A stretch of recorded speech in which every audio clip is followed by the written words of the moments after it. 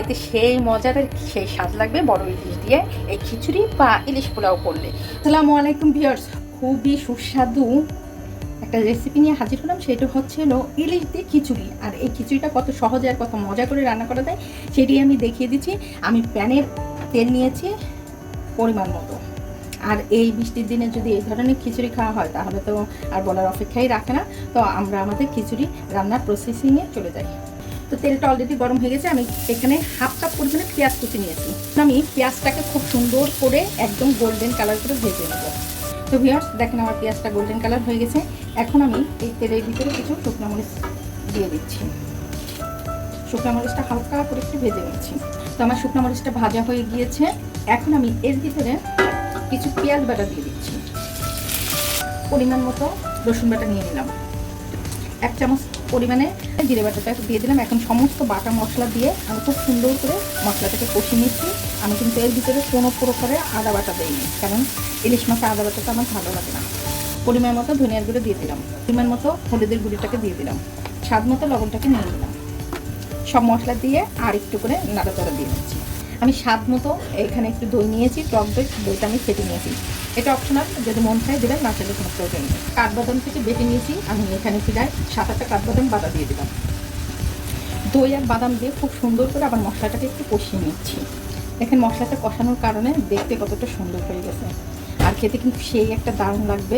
যদি কাঠবাদাম আর এই দইটা যদি এই খিচুড়ির ভিতরে দেন তাহলে কিন্তু অন্যরকম একটা স্বাদ এবং অন্যরকম দারুণ একটা ফ্লেভার আসবে।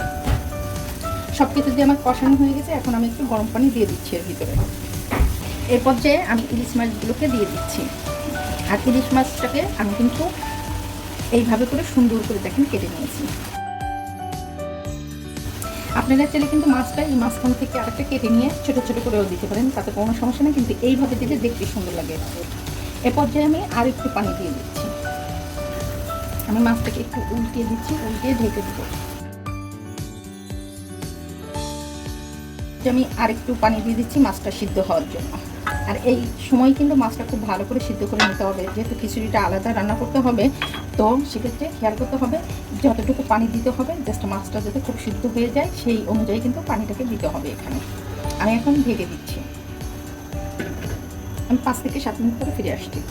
তো ভিউয়ার্স এই পর্যায়ে আমি কাঁচামরিচটাকে দিয়ে দিচ্ছি। আপনারা চাইলে এর ভিতরে শুকনো মরিচের গুঁড়িটাও দিতে পারেন, তাতে কোনো সমস্যা নেই। তো দেখেন আমার মাছটা কষানো হয়ে গেছে আর তেলটাও উঠে গেছে। মাছটা কষানো হয়ে তখনই আমরা বুঝবো যখন মাছ থেকে তেল উঠে যাবে। দেখেন সাইডে কিন্তু তেল উঠে গেছে কত সুন্দর করে।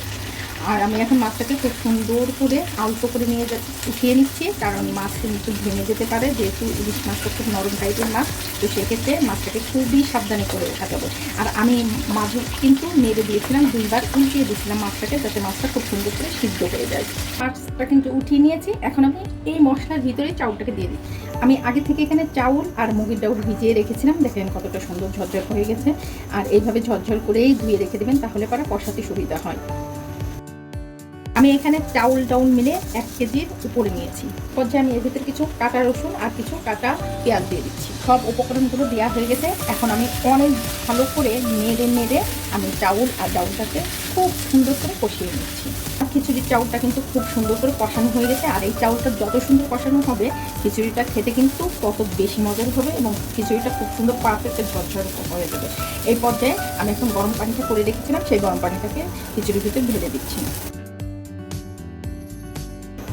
তো আমি এখানে চাউল এবং ডাউল মিলে টোটালে 4 পট নিয়েছিলাম। আর এখানে পানিটাকে দিয়েছি আমি টোটালে 8 পট। তো পানির পরিমাণটা যদি সঠিক থাকে তাহলে খিচুড়িটা কিন্তু একদম পারফেক্ট হবে। এই পর্যায়ে আমি খিচুড়িটাকে ঢেকে দিচ্ছি। ভিউয়ার্স দেখেন আমার খিচুড়িটা কত সুন্দর পারফেক্ট হয়ে গেছে। এখন আমি সুন্দর করে নেড়ে দিব। আর নেড়ে দেওয়ার আগে এর ভিতরে আমার যা যা লাগছে আমি তাই দিয়ে দিচ্ছি। আমি এর ভিতরে কিছু পরিমাণে সরিষার তেলটা দিয়ে দিচ্ছি, কিছু পরিমাণে ঘি দিয়ে দিচ্ছি।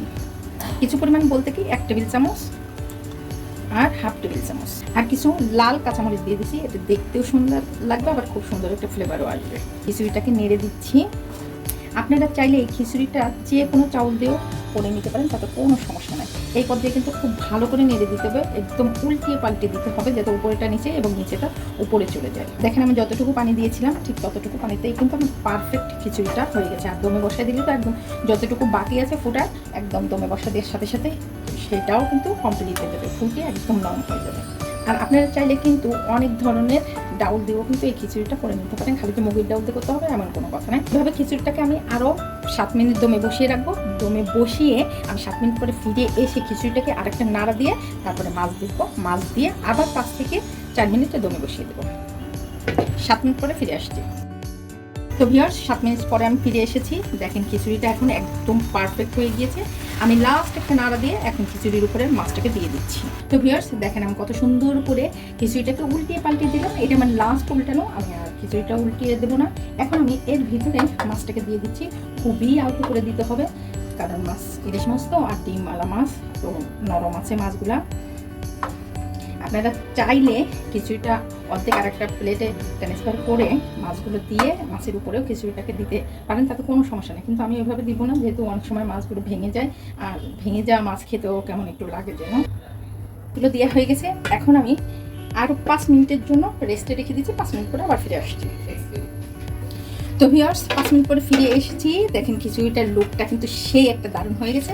তো আপনারা যদি আমার চ্যানেলে নতুন হয়ে থাকেন প্লিজ আমাকে একটা লাইক, কমেন্ট এবং শেয়ার করবেন বেশি বেশি করে। ইউটিউব থেকে যদি আমার চ্যানেলটা এখনও সাবস্ক্রাইব করে না থাকেন তাহলে আমার চ্যানেলটা সাবস্ক্রাইব করে আমার পাশে থাকবে। ফেসবুক থেকে দেখে থাকলে অবশ্যই একটা লাইক এবং ফলো দিয়ে রাখবেন, যাতে করে আমার রেসিপিগুলো আপনারা খুব দ্রুত পেয়ে যান। আর কত সহজেই দেখেন আমি ইলিশ খিচুড়ি রান্না করে নিলাম। আর এই ইলিশ খিচুড়ি রান্নার ক্ষেত্রে একটু বড় টাইপের ইলিশ নেবেন, তাহলে এতে সেই মজার সেই স্বাদ লাগবে বড় ইলিশ দিয়ে এই খিচুড়ি বা ইলিশ পোলাও করলে। তো এই পর্যন্ত সবাই ভালো থাকবেন। আর দেখেন কত লোভনীয় আর কত সুস্বাদু লাগছে দেখতে। আমি আর প্লেটে উঠিয়ে আপনাদের দেখিয়ে দিলাম না। তো এই পর্যন্ত সবাই ভালো থাকবেন, সুস্থ থাকবেন। নেক্সট কোনো ভিডিও নিয়ে আবার সামনে হাজির হবো। আল্লাহ হাফেজ।